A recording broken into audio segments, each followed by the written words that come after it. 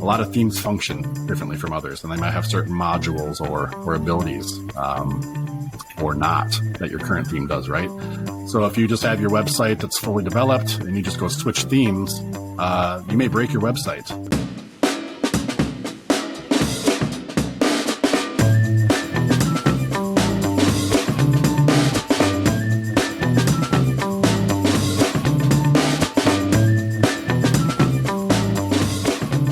Welcome back to Local SEO Tactics, where we bring you tips and tricks to get found online. I'm your host, Jesse Dolan, Mr. Bob Brennan, Sue Ginsberg. Hi. Got the whole crew together on this one here today. All right. Ready to solve all the problems in the local SEO world. Sue, I know we're going to be talking about web design, but what is our specific question, and where is it coming at us from today? Okay. Today's question comes from a listener and a client. Thank you, Nishant. Question is, what are the decisions you have to make when redoing your website? What do you need to do to your web host? What do you need to do with your theme, your domain name host, your URL, your SEO? What else do you have to do? And what hidden costs are there beside the investment you are already making to redo your website?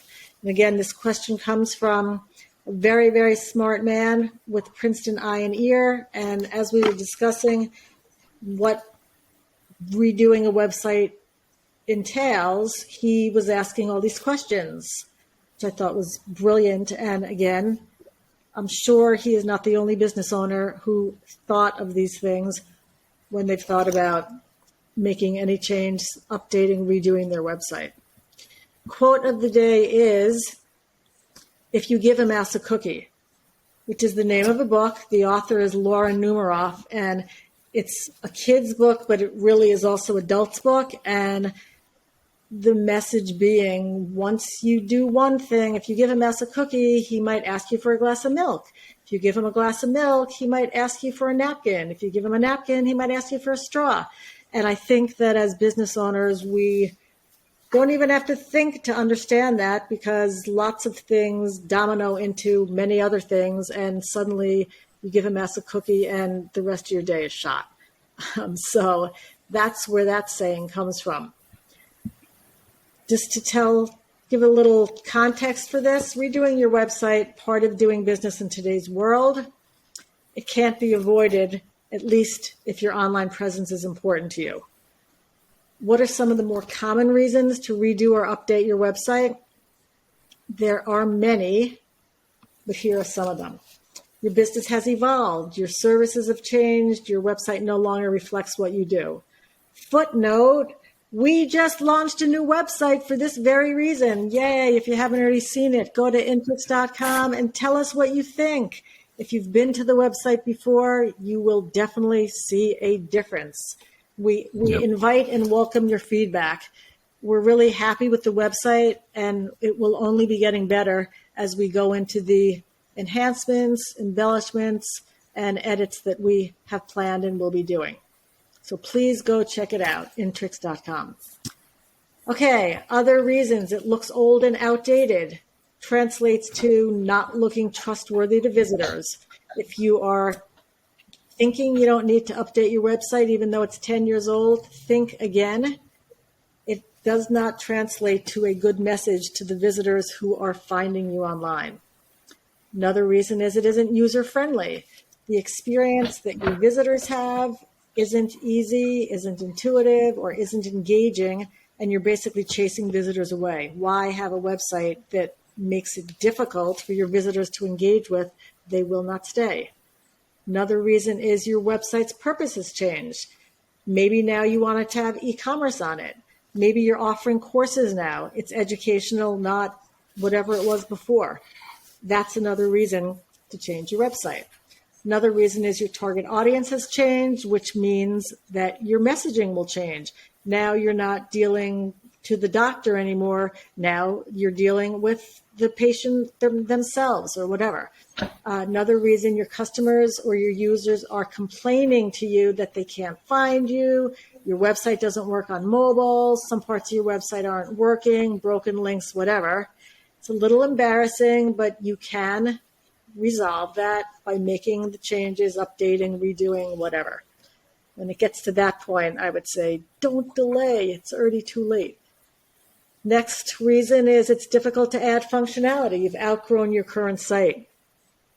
A lot of business owners run into this when you first built your website, or since you've built your website, the technology has changed greatly. We all know the speed at which technology changes, and that includes the things that websites and website hosts are able to do. You may want to add something, and for whatever reason, your current site doesn't allow that. Time to change websites and time to maybe change hosts as well.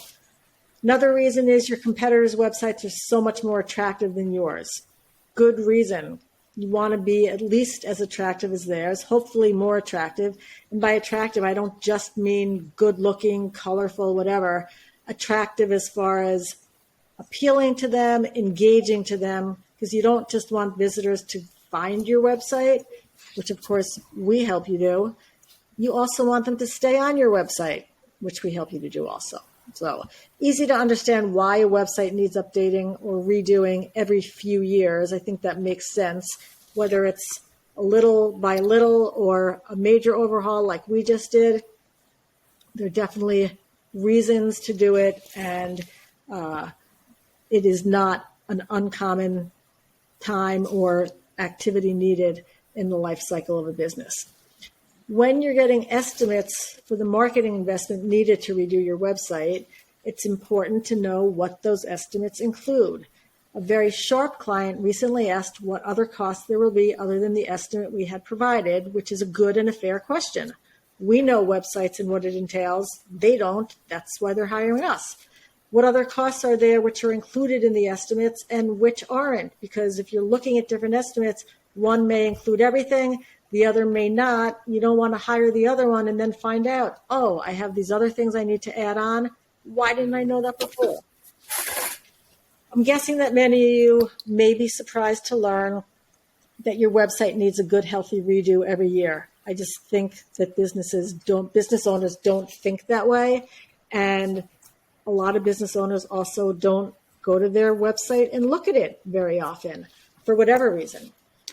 In order to stay relevant and appealing to your customers, you do need to keep your website updated, current, appealing, attractive, competitive, all of those things. So let's ask the experts what else needs to be changed along with your website at the time you change your website, so we can all be a little smarter and know what we'll need to do when redoing or updating our website like we just did. What do you two have to say? First, I do want to say that I feel a little bit attacked, Sue.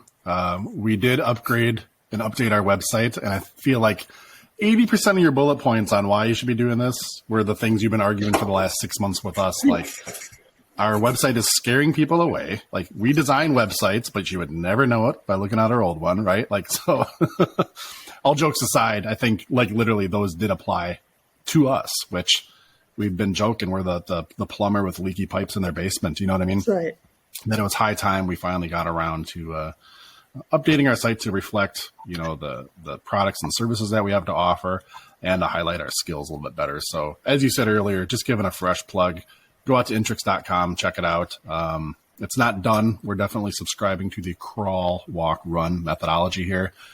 We launched our new site, but we're in the crawl phase. We're still adding more functionality, more pages, and expanding information here as we go forward. But I think it's pretty good. It's a modern looking site, quote unquote, mobile responsive, got some good colors on it, and a lot more appealing than before, which is, to your point, not just to get found, but stay on the site to read the information and know you're in the right place. So I would definitely want to start off with here, and then we can kind of roundtable. But you hit on one of your last points, the hidden costs. And that's something I think people definitely need to be aware of. Again, if you're working with us, we're usually pretty all-inclusive in our web design proposals because we're aware of all these hidden costs and try to be transparent. But the cheaper your website is, the more you should be aware of these hidden costs. I should say the cheaper your website proposal or quote from your vendor is, right? The more you should be aware or look for some of these hidden costs. you're always going to need visual elements on your website: photos, videos, graphics, logos, infographics, thumbnails, icons, right? Just website isn't just text. Is all that included? Are you using, recycled stuff that's on every other website, like just some kind of common theme and template? What are you getting with it? If you're paying a smaller amount of money, the odds are all of those types of visual assets are, again, stock photos, reused templates. Bob, I know we've joked before, either by ourselves or even on the show, about a business that you had where you did a logo and thought it was an amazing logo. But then like a couple months later, you're like, hey, that looks really similar to my logo and is designed by the same company, right? Just kind of, changing up some colors and maybe letters a little bit, but same concept. Yeah, it was funny because it was like a realtor's logo. And I talked to the realtor and I go, hey, did you use so-and-so design here over in Minneapolis? And they're like, yeah. I'm like, oh, okay. Wow. I can tell. They use the same logo for us. That's bad. So thousands of dollars we Right. both paid for this logo, which was classic. So yeah. they got their money out of that template. Oh yeah. But that's the kind of thing, again, talk hidden costs here, right? Like it's not just that you got the website, but what are my visual assets? Are these unique? Are they recycled? Did you design them? And talking specifically about photos and video, we always want that stuff to be as unique as possible, not using stock, right? Like actual photography of your place, your people, your building, your products and services, because that's important for Google nowadays too. And it makes your website a heck of a lot sexier and stands out. So those kinds of things. Also content writing, like if you're, is your new website just going to take your existing content and pages, copy them over, and now they have a fresh coat of paint, but it's the same text and everything else? Or does, content need to be rewritten, expanded on, things like that? That can get pretty costly. That's a very labor intensive process. So being aware of how much content writing or rewriting there is as part of it or not. Also, particularly if you're looking at either moving to or switching within WordPress, the themes, the plugins, potentially, if there's usually part of the discussion when somebody wants a new website or a refresh is some functionality changes, maybe to integrate scheduling or payments or these different things. Those are going to come at a cost too. A website can be e-commerce ready, meaning that it's able to have e-commerce put on it. It doesn't mean it's doing e-commerce. That's probably going to have some other layers that need to be added. So just fully vetting out, all those plugins, those themes, those types of deals as well. Also hosting, you kind of touched on that, Sue. Depending on how robust your website is, if you want to have your own private server versus a shared server, or again, if you were not on WordPress but you are now, does there need to be any changes to your web host to be able to accommodate that?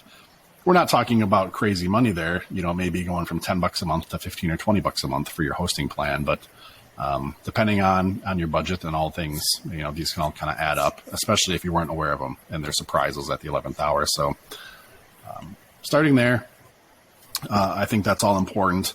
That's actual money outlaid. And then also understand your time budget, right? You're going to want to review the pages, be the final editor in chief.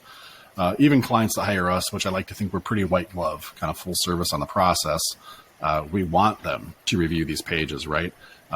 It's much easier to have a forced review and get feedback now than to 3 months later, somebody say, what the heck is this on this page? I never would have wanted it like that. How come you did it? And it's like, well, it's always been like that.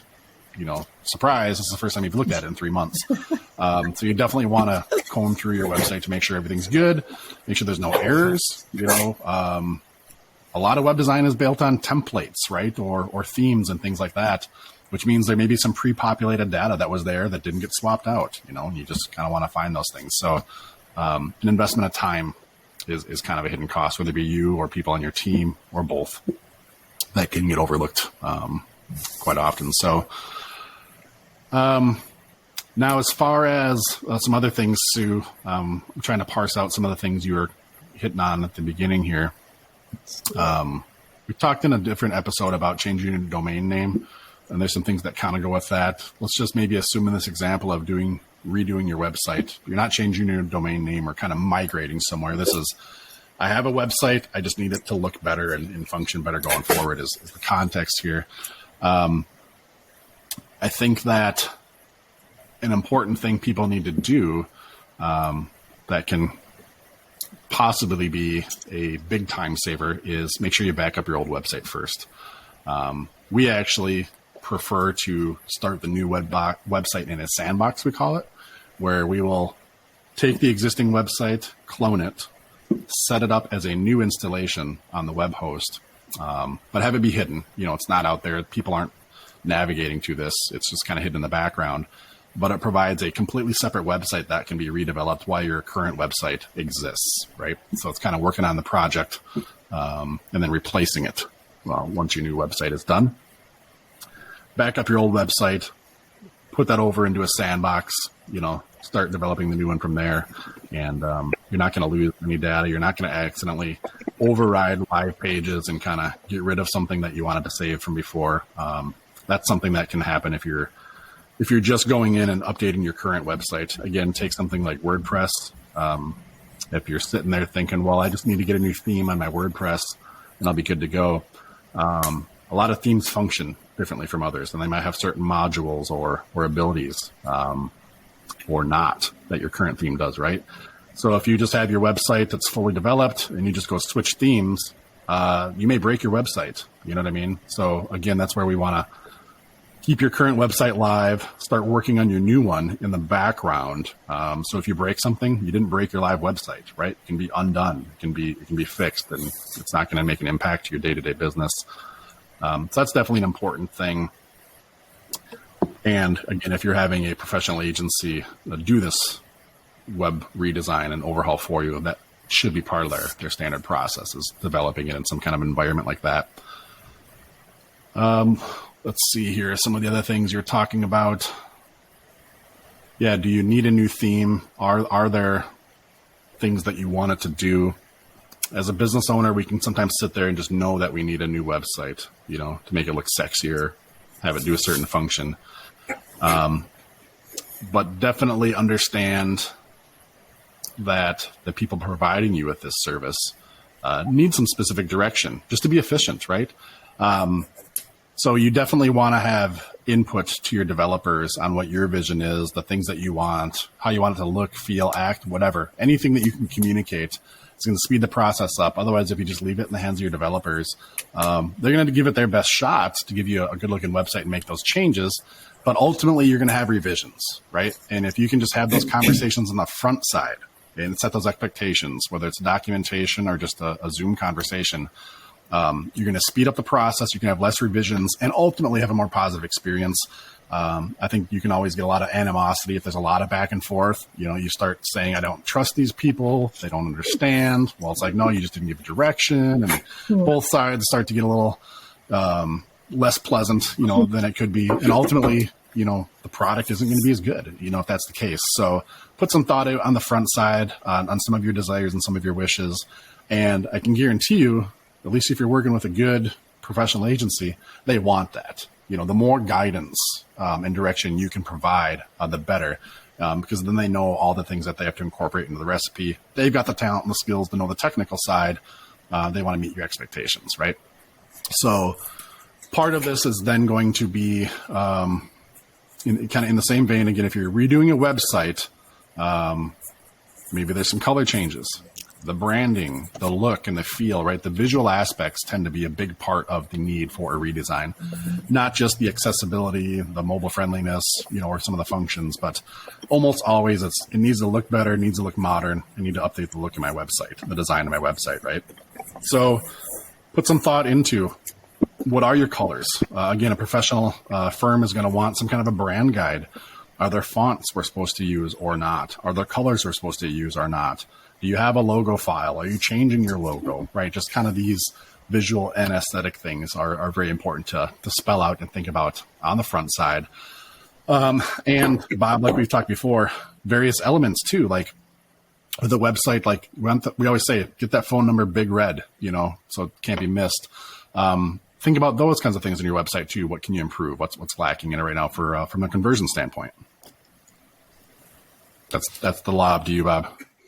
Oh, okay. Well, and here's one thing I would tell you too is, as a business owner, I'm always looking for that silver bullet, right? I'm looking for that shortcut.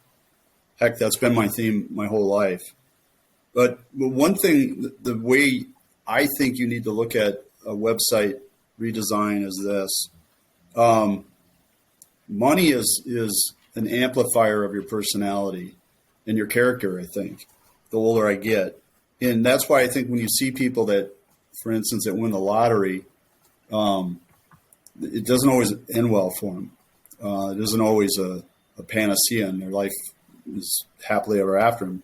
A lot of cases it gets worse. So not to get deep and dark on this, but ultimately here's something that I think you need to etch in your brain. The less you're in touch with your customer, the worse your website's going to be. In other words, it's not going to do what you want it to do. You better, if you're going to spend any time and money, you need to understand your customer, your prospects, and everybody, and what are they thinking? What's their pain? Everything else that goes with it. Get that dialed in. Once you have that dialed in, quantify it, express it, figure out, how you're going to get that out on the site, and then you can take it to the developer. But if you're going to the developer and the web builder or whatever, but if you're going to them thinking, okay, this person's just going to throw up this magical website and my business is going to double, you've already lost the game. Yeah. That's my 2 cents. I mean, you really got to take the time, do the work to dig into why are these people calling me and what is their pain and why am I different? What am I going to put out there that's going to prompt them to use us or even call me and find out, are we the real deal? Dig out those nuggets, if you will. Then go to your web designer and say, okay, this is the number one thing on their mind, and this is number two, and this has to be, and this is the key, and it has to be mobilely optimized. Yeah. What's the stat? 80 plus. We look at our phones like 150 to 200 times a day, type of deal. I don't even look at my own kids that much. Which is sad. So it's one of those things you've got to get vested into your customers. And once you feel you've done that, then go interview web people. But if you're going with it, the expectation that, oh, my cousin found this guy and he's really good, or this gal, and you've lost the game already. I think further in what you're saying, Bob, too, is like, let's just say if you haven't done that and you just don't have that stuff mentally, and this is part of our checklist, if you're using a web design agency that's going to be worth their salt, that conversation is forced. You know what I mean? Like, there's no way we'd build a website for somebody right now that's not going to have some of those things you're talking about, Bob, right? We'll have a meeting on Zoom ahead of time. And if those things don't come out, we're going through the website, sharing the screen, saying, what's your call to action? What are you trying to do here? Why do people call you? Like we're forcing that conversation. So if you're out there, maybe thinking about getting a web design, redesign, or in process, if you haven't had that conversation with yourself and your current team is not pushing that on you, that'd be a big red flag, or maybe a time to pause and have that conversation. Just because, to your point, Bob, you're not gonna. Your website may look better, may look cooler, but you're really not going to get something that's going to give you that ROI and is really going to resonate and do anything other than just be a brochure to replace your old one, and it'll soon be outdated as well. So, Bob. Yeah, and go ahead, Sue. I think this is such a good point, and it also goes back to something you said earlier, where business owners need to realize, am I doing this for strategy or for vanity? Really, this is not to make the best looking website so you can tell all your friends and family, look at how good this is. It's to make your business better and make you more appealing to more customers and more people. So you need to make it user friendly and what they want, not necessarily what you want. Right. And I don't know if it's, I want to say it's Seth Godin. It could be somebody else that just said, people don't like to expend energy. So if you can take all the barriers down from your website so that you can expend less energy, I know that sounds millennial like, but it's not. It's just, it's the human experience. We really don't want to look for that phone number. We want it right there. I want to be able to tap the screen on my phone and get my plumbing taken care of or get my questions answered. And, that from a design perspective, the design begins with your customers. It really does in addressing their pain in the top 3 or 4. If you're not even sure, just the top 3 or 4, questions they ask you on a over the phone or in person if you're having a meeting or whatever the case is. Try to get those out of the way, and then you can have dancing clowns and other things on our website that what I mean, that kind of entertain people. But it's not about being coy. It's about really taking care of the needs of the customer. Such a great point. Definitely always try to be more, to your point, Bob, like that whole don't make me think. Like just clear, like tell me what the real thing is, not learn more, right, read more, whatever. No, like why should I learn or read more? What's the end result?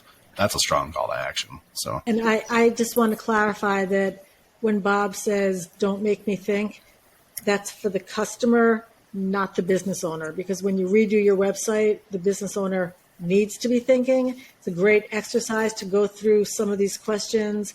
What do I want to communicate? Does this reflect what my customers ask me most? Is my messaging clear? Do I have a good call to action? Is that what my customers want to do? So the don't make me think is for your customer. We want the business owner to think. If you put in your thinking before you redo the website, your website will work that much harder for you. Right on. So, okay, if you remember one thing and one thing only, remember this. Redoing or updating your website is part of being in business. It also is not done in isolation. There are other changes that must happen along with it. And when you know what they are, there are no surprises and you can do it right. And even though it's a second thing, I want to add this in. For project makeover, if you want to think of redoing your website for that, it's just like getting a really good haircut. You feel really good afterwards. You're like a new person. It's exciting. You have a different outlook on life. Having just gone through this with our website, I just can't believe how exciting it is. And I'll also give a little plug. I've done many, many, many websites over time, and working with our team was so easy. It actually was fun. They were good. And if you need to get a new haircut for your website, please give us a call and let us at least let us at least talk to you about it, because I think that we can really help make your website better. Not bad advice, Sue. Everybody should take you up on that. So, my personal opinion, a little biased. That's great. Really good. Okay, so back to the quote of the day. If you give a mouse a cookie, or in this case, if you give a website an update or a haircut, there are many things that the domino effect will fall into place afterwards, and better to think about them up front. And even if you just to know that whoever your firm is that you're working with is handling it for you so you don't, that's what making it easier for you is. Perfect. Good conversation. A lot of questions in this one, kind of framed around one topic, right? So hopefully all you listening, there's some stuff that you pulled out of there, whether you're currently redesigning your entire website or maybe just aspects of it.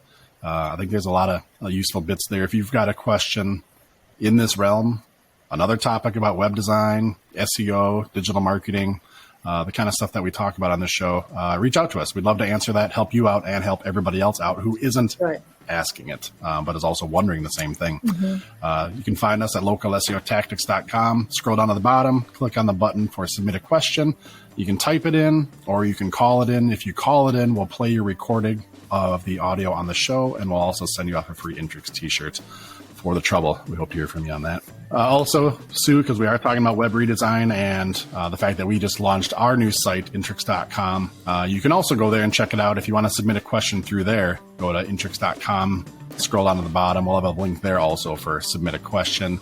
We'll take it the same way, and then you can also take a look at our fancy new website and see what kind of things we can do for you too. So Thanks for the good discussion, everybody. Hopefully we helped some people out there, and we'll catch y'all next time. Take care. Bye now.